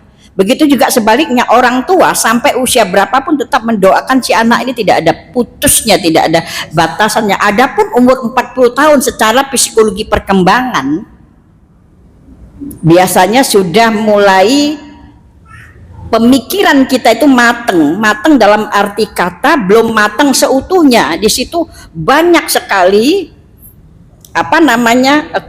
konflik internal yang masuk antara keluarga dengan ayah ibu, itu biasanya begitu ya, harus memprioritaskan ayah ibuku atau istriku, kan begitu Bu.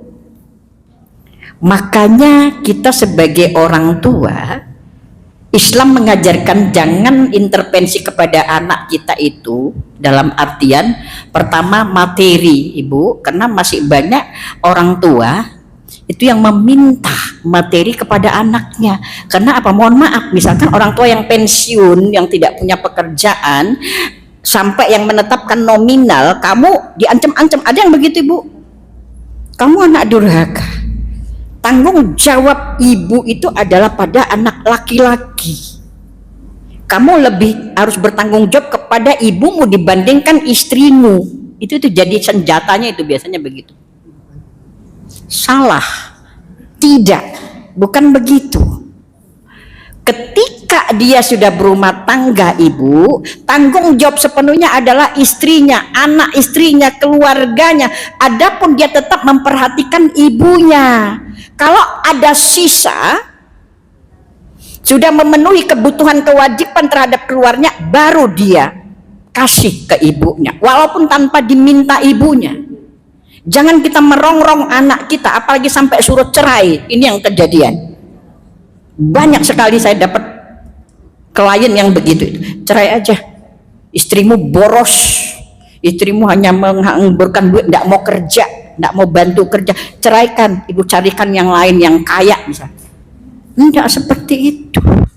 Kita yang kerja, walaupun sudah pensiun, walaupun sudah tua, tidak usah diberatkan anak-anak kita. Jadi maksud umur 40 tahun itu adalah ketika kita di usia 40 tahun itu kita harus cerdas, memprioritaskan keluarga kita, anak istri kita, atau orang tua tunggal. Misalkan ibu kita tinggal sendiri, harus kita prioritaskan. Walaupun dia tidak minta. Ada orang tua yang paham agama, dia tidak akan meminta itu. Bahkan dia tidak makan pun, tidak ada duit, dia tidak akan minta kepada anaknya, karena dia tahu bahwa anaknya tanggung jawabnya udah berpindah kepada istrinya. Tapi si anak yang harus paham bahwasanya keberkahan dalam rumah tangga itu adalah doa ibu. Jangan buat hati ibumu menangis, sedih, apalagi sampai tidak makan, tidak akan berkah. Kamu bahagia, iya. Bahagia itu datangnya dari manusia yang menciptakan, tapi keberkahan Allah yang datangkan. Beda antara bahagia dan berkah. Bahagia rumah tangga belum tentu berkah hidupnya, tapi kalau berkah sudah pasti bahagia. Makanya supaya berkah, sedekah kepada orang tua. Niatkan, aku beri ibuku setiap bulan dari gajiku. Izin istri, ngomong ke istri, tidak mungkin istri tidak ngizinkan, pasti izin. Karena apa? Kalaupun istri tidak ngizinkan, Mas, tidak cukup loh gajimu sekian, mau kasih ibu. Kalau kita ingin mendapatkan keberkahan dari hasil ini, yuk kita sedekah sama ibu. Suaminya tinggal ngomong begitu, mau berkah tidak? Supaya hidup kita ini berkah, jauh dari penyakit, tidak sial, bahagia hidupnya semuanya, anak-anak kita soleh-soleh, itu namanya berkah. Harus sedekah kepada orang tua. Jadi 40 tahun itu menurut psikologi perkembangan usia matang untuk memilih ibu atau keluarga. Itu maksudnya begitu ya Mbak ya. Oke Ibu, mudah-mudahan yang sedikit ini bisa menjadi pencerahan kepada ibu-ibu. Satu hal yang saya harapkan kepada ibu-ibu semua, sekali lagi selalulah berdoa.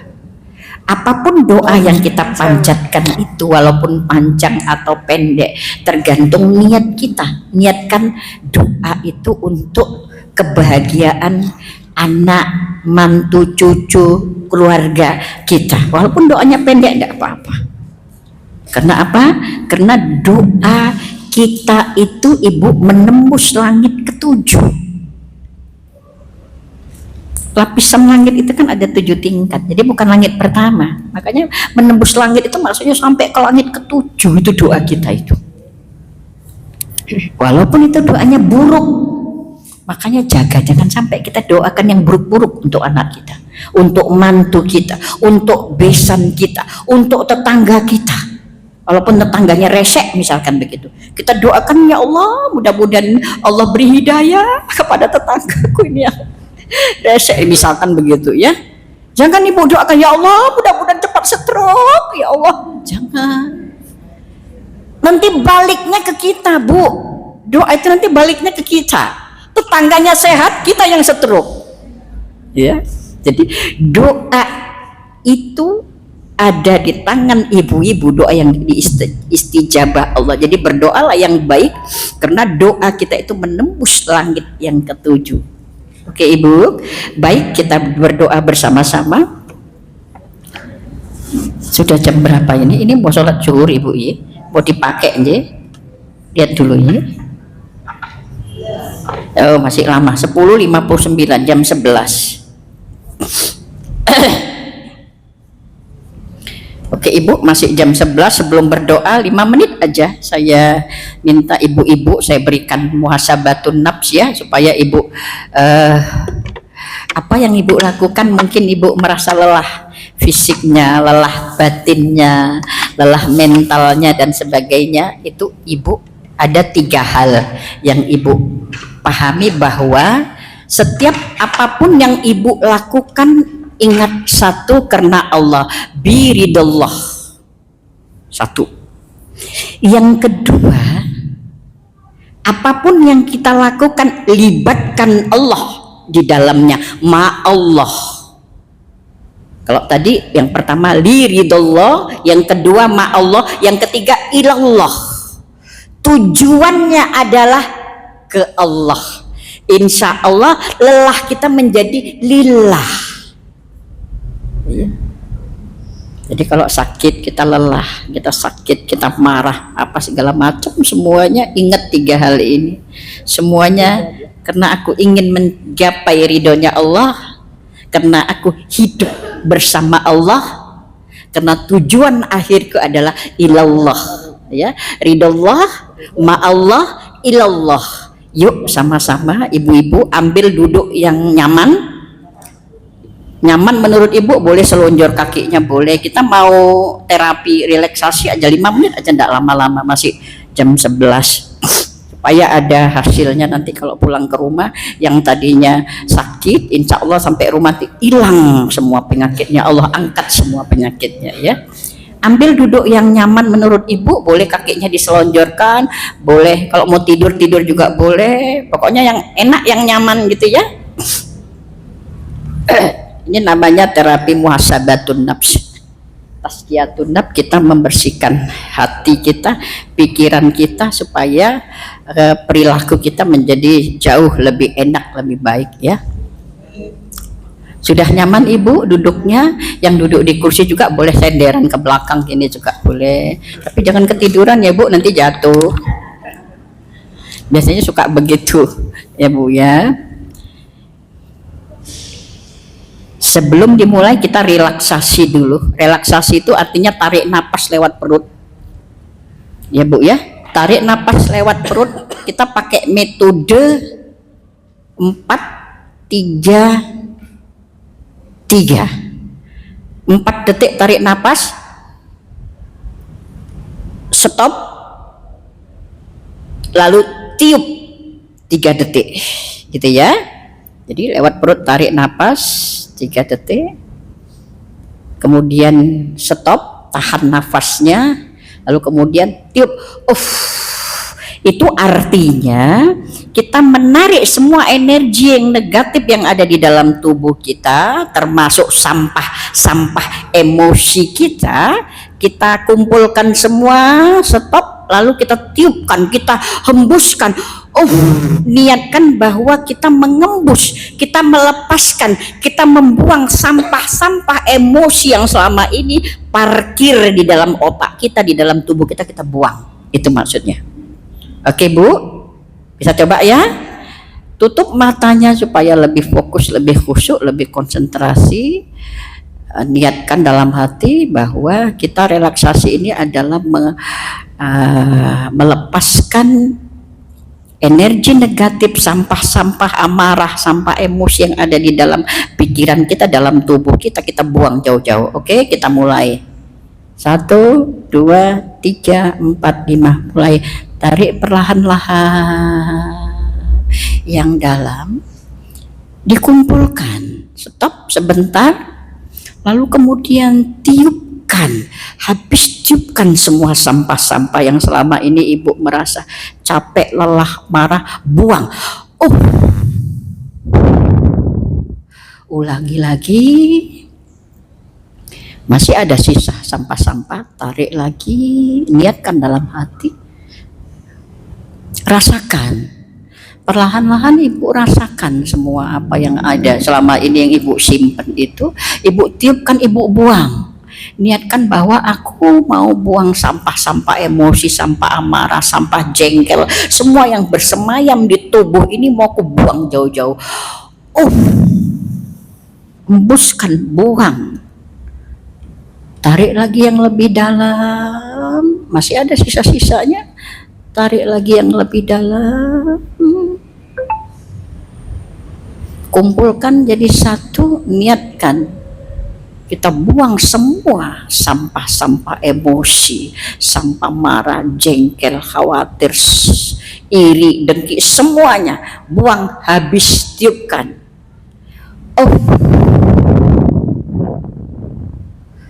Baca istighfar. Astaghfirullahaladzim. Perlahan-lahan. Hanya dengar kuping Ibu sendiri yang mendengarkan Ibu mengucap istighfar. Astaghfirullahaladzim. Boleh tangan kanan memegang dada kiri, boleh tangan kanan Ibu memegang dada sebelah kiri sambil ditepuk-tepuk Ibu, supaya lebih sabar, lebih ikhlas. Ibu istighfar, astaghfirullahaladzim. Apa yang telah aku lakukan selama ini, Allah, selama 1 tahun, mulai dari awal Januari 2025, Ibu bayangkan, Ibu rasakan apa yang sudah kita lakukan terhadap anak kita, terhadap pasangan kita, terhadap tetangga kita, terhadap saudara-saudara kita, terhadap ibu kita. Terkadang ibu kita ada dekat, tapi seperti jauh. Kita tidak pernah berkomunikasi dengan ibu yang melahirkan kita karena sudah tua, sudah sakit-sakitan. Kita tidak peduli, telepon saja kita tidak mau. Sambil istighfar Ibu, astaghfirullahaladzim.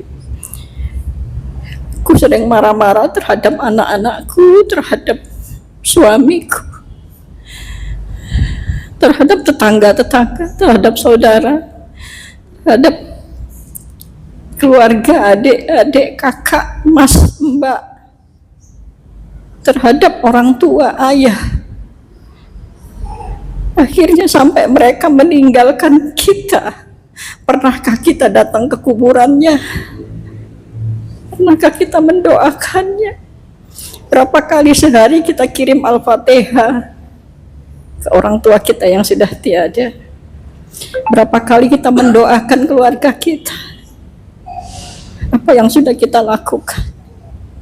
Astaghfirullahaladzim. Waktunya kita bermuhasabah. Ya Allah, mohon maaf kita kepada Allah apa yang selama ini kita lakukan, kita rasakan. Bolak-balik kita keluar masuk rumah sakit karena sakit atas ulah kita sendiri, karena kita tidak bisa menjaga lisan kita. Kita suka marah-marah, kita suka menghujat. Astaghfirullahaladzim. Waktunya kita introspeksi diri, waktunya kita minta ampun kepada Allah. Iyyaka na'budu wa iyyaka nasta'in. Allah Maha Pengampun. Ihdinas siratal mustaqim, tunjukilah ku jalan yang lurus Allah. Aku sadar Allah, apa yang aku rasakan, penyakit-penyakit yang ada sekarang adalah ulahku sendiri. Semuanya atas izin Allah. Kenapa tidak sembuh-sembuh? Kenapa rezeki seperti ini? Karena ada sesuatu yang kita tidak sadari. Kita kurang bersyukur kepada Allah. Kita kurang paham janji Allah. Kalau kita bersyukur, Allah akan menambah nikmat syukur kita. Tapi yang kita lakukan, kita suka mengeluh.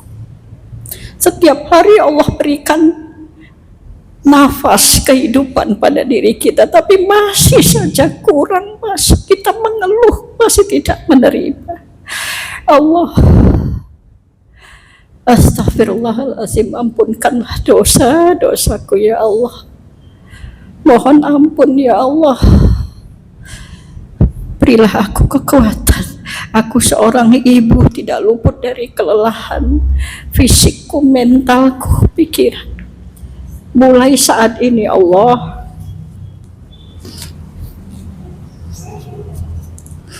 masukkan ke alam bawah sadar ibu janji kepada Allah, sambil ditepuk-tepuk jantungnya, hatinya, dada kirinya, janji kepada Allah. Mulai saat ini Allah,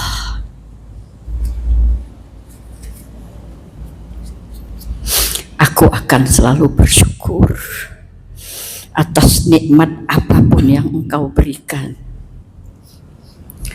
Aku akan selalu berdoa yang terbaik untuk keluargaku, untuk siapapun ya Allah. Izinkanlah semua ini terjadi ya Allah. Izinkanlah semua ini terjadi Allah. Izinkanlah semua ini terjadi Allah. Yuk sama-sama kita baca, Allahumma la sahla illa ma ja'altahu sahla wa anta taj'alul hazana iza syi'ta sahla. Allahumma la sahla illa ma ja'altahu sahla wa anta taj'alul hazana iza syi'ta sahla. Allahumma la sahla illa ma ja'altahu sahla wa anta taj'alul hazana iza syi'ta sahla.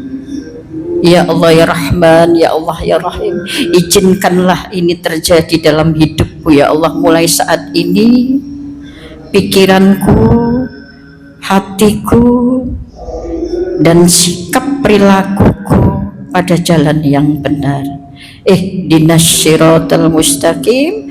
Baca Al-Fatihah, embuskan, tiupkan di telapak tangan ibu, sapukan ke wajah ibu. Baca Al-Fatihah, tiupkan di telapak tangan ibu, lalu sapukan ke wajah ibu. Untuk penutupnya bacakan Al-Fatihah, tiup ke telapak tangan, sapukan ke wajah ibu semua. Baik, kita tutup dengan bacaan doa. Astaghfirullahalazim, astaghfirullahalazim, allazi la ilaha illa huwal hayyul qayyum wa atubu ilaihi. A'udzubillahi minasyaitonir rajim. Bismillahirrahmanirrahim. Hamdan alhamdulillahi rabbil alamin, hamdan syakirin, hamdan na'imin, hamdan yuafi ni'amah wa yukafi mazida. Ya Rabbana lakal hamdu kama yanbaghi li jalali wajhikal karim wa azimi sultanik. Allahumma salli ala sayyidina Muhammadin salatan tunjina biha min jamil ahwali wal afad wa tahdina biha ya Allah min jamil hajan wa tutahhiruna min jamil syaid wa tarfa'una innaka ahlad darajat wa tubalighuna biha al-aqsal khairati fil hayati wa ba'dal mamat. Allahumma Inna nas'aluka ridhaka wal jannah wa na'udzubika min sakhatika wan nar. Rabbi ighfir lana warhamna wa liwalidayna warhamhuma kama rabbayana shighara. Rabbana hab lana min azwajina wa min dzurriyyatina qurrata a'yun waj'alna lil muttaqina imama. Rabbana atina fid dunya hasanah wa fil akhirati hasanah wa qina azabannar. Subhana rabbika rabbil izzati amma yasifun wa salamun alal mursalin walhamdulillahi rabbil alamin. Al-Fatihah. A'udzubillahi minasyaitonir rajim. Alhamdulillahi rabbil alamin. Wal afwa minkum. Wassalamualaikum warahmatullahi wabarakatuh. Terakhir boleh minta foto nggih Bu? Minta foto.